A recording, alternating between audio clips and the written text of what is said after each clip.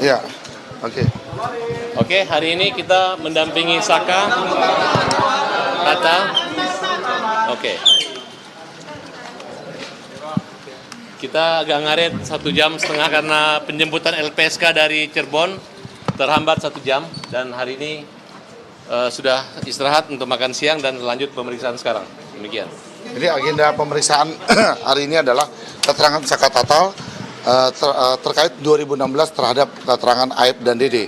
Jadi kita sudah bilang juga kepada Saka Tatal untuk kooperatif apa yang ditanyakan oleh penyidik dan membongkar semua peristiwa yang terjadi 2016 seperti apa. Karena keterangan Dede dan Aib itu kita lihat bahwa dia pun juga tidak menyaksikan terhadap kasus pembunuhan dan pemerkosaan.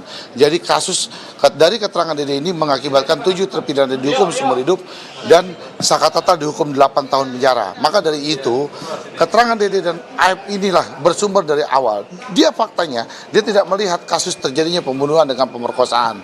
Maka kita akan lihat kan perkembangan seperti apa nanti. Ya, Saka Tatal udah siap kan? Bagaimana Saka Tatal? Ada tambahan sedikit. Betul tambahan. Oh iya, Saka dulu.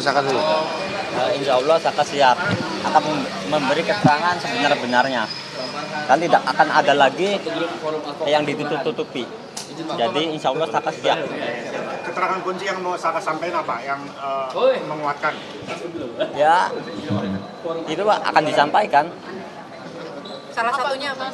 Batal keterangan Dede semua. Ya, salah satunya kan Saka nggak ada di situ. Saka juga nggak kenal Aib, Dede nggak kenal sama sekali. Apa yang disampaikan Saka itu sudah selesai dengan sumpah kemarin bahwa Saka tidak terlibat dalam pembunuhan itu. Ya, gitu ya kira-kira. Ada barang bukti tambahan yang kira-kira dibawa hari ini? Nanti pengacara ya.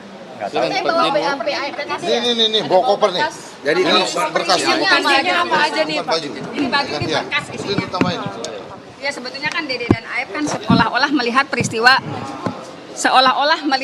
terjadinya pelemparan. Sementara peristiwa itu tidak pernah ada menurut Dede karena dia juga tidak melakukan itu. Dede hanya diminta untuk membuat BAP, memberikan keterangan. Padahal Dede tidak tahu peristiwanya. Kalau ini isinya berkas-berkas semua di 2016. Oke, tambah dikit Pak Tajudin. Iya, Pak Tajudin. Saya pengacara dari Makassar. Saya datang khusus untuk mendampingi Saka karena saya menganggap bahwa dia adalah orang yang sangat benar dan tidak terlibat sama sekali dalam kasus ini.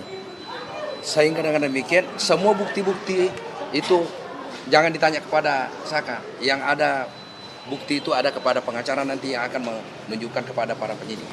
Itu Berarti aja. hari ini bawa BAP dari Semua bukti-bukti ada sama Ibu Titin. Ya.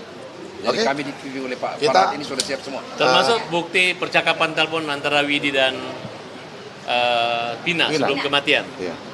Artinya dengan ada bukti tersebut kita bisa pastikan bahwa tidak ada peristiwa di belakang showroom itu. Tidak ada. Ya, Saka ya? Ya. Kamu waktu itu ditangkap gara-gara apa? Waktu itu tujuan ditangkap itu apa? Tiba-tiba ditangkap. Ya, pas ditangkap tujuan yang nganterin motor habis beli bensin. Coba kumpul-kumpul Iya. aja.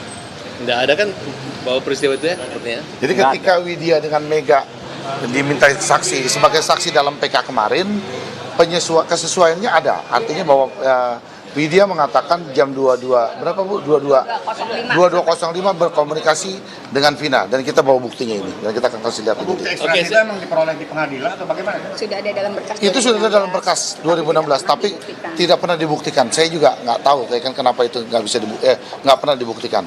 Jadi putusannya membuat 7 terpidana mati dihukum setengah mati seumur hidup adalah keterangan 2 orang saksi itu, Dede dan Aib, yang menyatakan melihat, mendengarkan dan melihat di lokasi kejadian walaupun dengan jarak 100 meter. Nah itu, sedangkan mereka tidak hadir di pengadilan, hanya di berita sumpah. Dan dari 2 saksi itu, Dede sudah mencabut laporannya, pengaduan dan keterangan dia. Nah, tinggal Aib. Nah, Aib kalau misalnya mengaku disuruh Rudiana, maka beban pidana kejahatan ini jatuhnya pada Rudiana kalau diarahkan.